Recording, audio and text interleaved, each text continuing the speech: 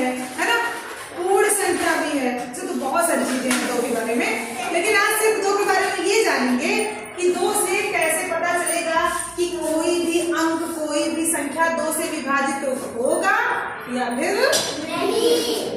अच्छा एक बात बताओ, मैंने लिखा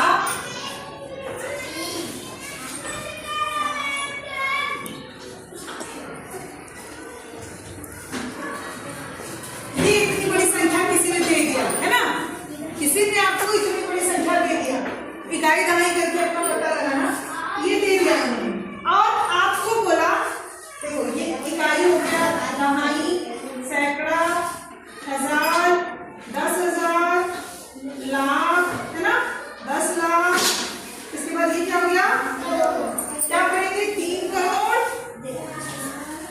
पढ़ो 3 करोड़, और ये क्या है 67 ना, 67 लाख 31,421।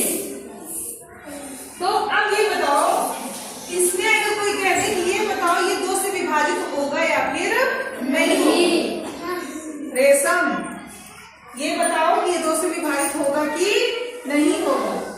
तो क्या करना है, पता करने के लिए हम लोग भाग देना चालू करेंगे, है ना, देखिए दो से कटता है कि नहीं कटता है। तो हम बिना भाग दिए, चाहे पूरा बोर्ड भर के लिख दो हमको, चाहे जहां तक अंक लिख दो, बिना भाग दिए हम लोग पता लगा लेंगे कि ये दो से विभाजित होगा या फिर नहीं।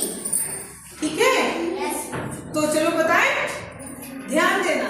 ये क्या लिखा है, 0 नंबर क्या है हमारा, 0 2 4 6। एक बार फिर से दोहराओ, 0 2 4 6 8। जिन संख्याओं के लास्ट में यानी कि इकाई के स्थान पर 0 होता है, 2 होता है, 4 होता है, 6 होता है, 8 होता है, वो जो संख्या होती है ना वो 2 से विभाजित हो जाती है। ठीक है, अब हम ये संख्या देखेंगे, इसके इकाई के स्थान पर क्या है बेटा, 1 है। 1 इसमें नहीं दिख रहा, इसका मतलब ये 2 से विभाजित होगी नहीं होगी, है ना, पता चल गया, बिना डिवाइड किए, बिना भाग किए, बिना कुछ भी किए हमको पता चल गया।